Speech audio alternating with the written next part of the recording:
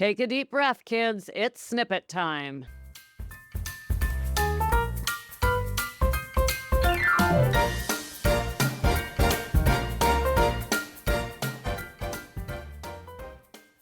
Hello and welcome to Sober Living Snippets, where we live alcohol-free so we can heal our relationships, feel youthful again, and ditch regret and shame. I'm Becca Jacobson, and I have a snippet for you today on how to say goodbye to alcohol. You know, we really shouldn't just put down the bottle and walk away if we've had a long-term relationship with alcohol. Let's be very careful about this. We can go into mourning for our friend. We can go into a lot of loss. We can feel an incredible amount of loneliness. There's something missing from our lives.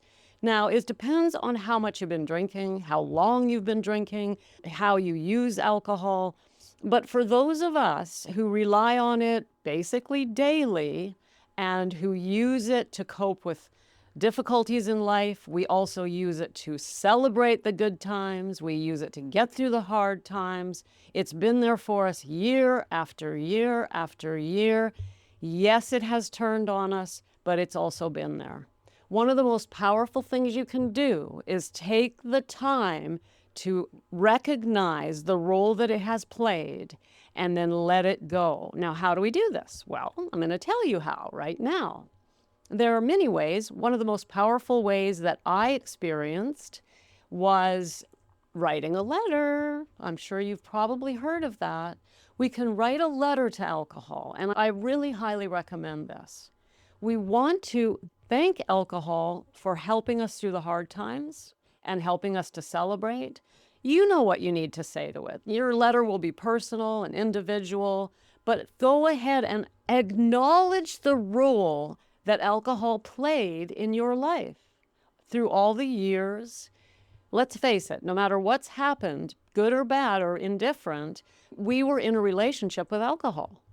And to just walk away without some sort of closure, this might sound absurd, but I'm very serious.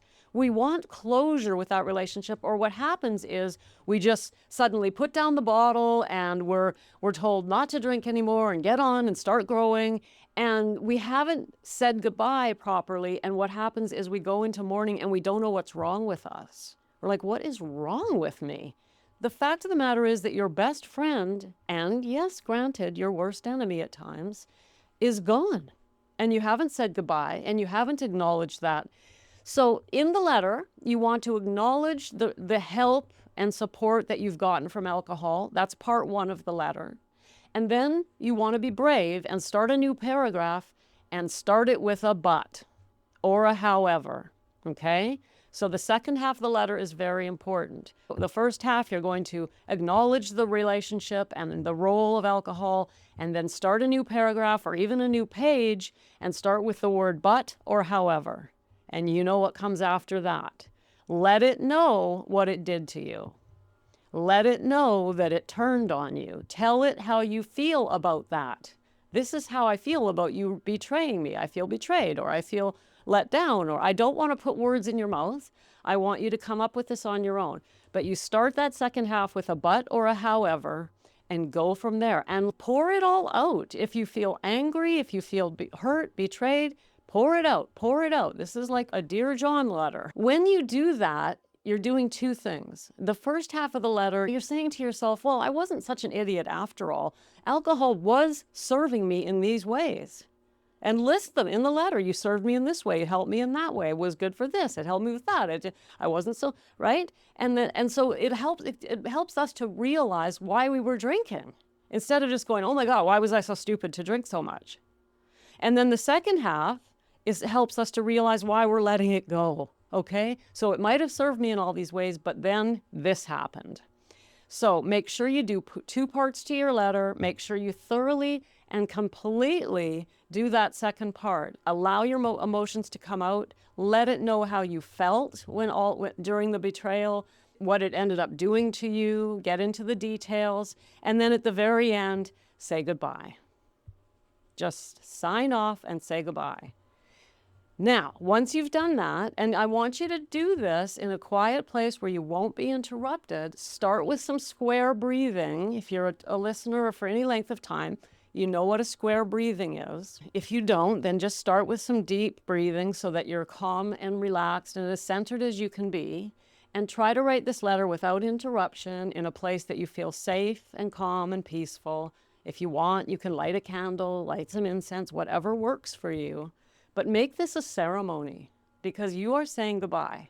You're acknowledging your relationship. So then I want you to sign off. And when you're done, you have two choices. You've got three, actually. Well, I mean, you have infinite choices, don't you? But here's what I recommend. You can, if you have someone in your life willing and who would understand, you can share the letter. Reading this letter out loud is actually very powerful. Now, if there's no one in your life you can read it to, you could read it out loud to yourself. Just read it out loud in front of the mirror, or maybe you have a pet willing to listen. But hearing the words out loud is very powerful. So I recommend you read it out loud, even if you don't have anyone that you can share it with. I want you to ceremoniously dispose of this letter. It is not a letter you're going to keep. It's not a letter you're going to go back and look at next month or next year. There's really no value in keeping a copy of this letter, and I'll tell you why. Disposing of it is symbolically letting go of the relationship.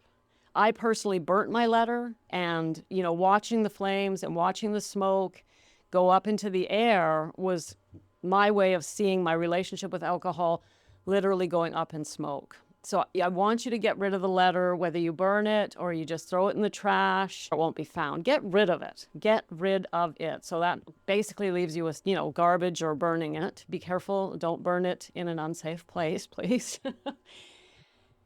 And then finally, you might think to yourself, oh, geez, I'd like to keep that and revisit it. I really strongly recommend that you don't. If in the future you need to write that letter again, which could happen, okay, either because you've started drinking again and you need to let go in a more solid fashion, maybe you've realized whatever, it doesn't matter, it happens. Then instead of pulling the old letter out, you would want to write a new one because your relationship will have changed, right? So you don't need to keep this letter. It will in no way support you. As I say, if you need to do this again, you'll rewrite the letter. So get rid of it. Get rid of it. Let it go with joy in your heart. Feel the freedom of it as it's going, however it's going. And then you're done. Get on with your day, and you have ended your relationship with alcohol. Very, very powerful. If you've never done this, I strongly recommend it. I hope you will do it. And if you do and you're in my community, I would love to hear how it goes. And that is a nice segue to those of you who don't know. We have a community on the go, the Sober Living Community. You will find the link in the show notes. And of course, you're invited. It's a free community. You'll find resources, classes, courses, etc. And me and others. We're in there. And I go live once a week. So there's lots of goodies in there for you, lots of reasons to join us. And finally, I want to remind you that next Monday, the 11th of November, we are starting our study of the Game of Life and How to Play It by Florence Scovel Shinn. And if you don't know what I'm talking about, please listen to yesterday's episode. And I will talk about it more tomorrow, but today I think I'll just send you to yesterday. And finally, your due for today is to think carefully about your relationship and make a plan for doing the goodbye ceremony. When are you going to write that letter? Start planning it now because you're going to need to set aside an hour to do it. So if you have done it in the past and you haven't drank since, then congratulations on that. That's awesome. If you've done it in the past but drank again, then I'd like you to plan to do it again. So your due for today is to set yourself up to do this exercise. When will you do it? Where will you do it? So that you can be uninterrupted and in a safe place. That's it, kids. Another snippet. Have an amazing day, and I'll see you tomorrow. Thanks for popping in. Be sure to come back tomorrow so we can keep your head on straight. Sending you buckets of love.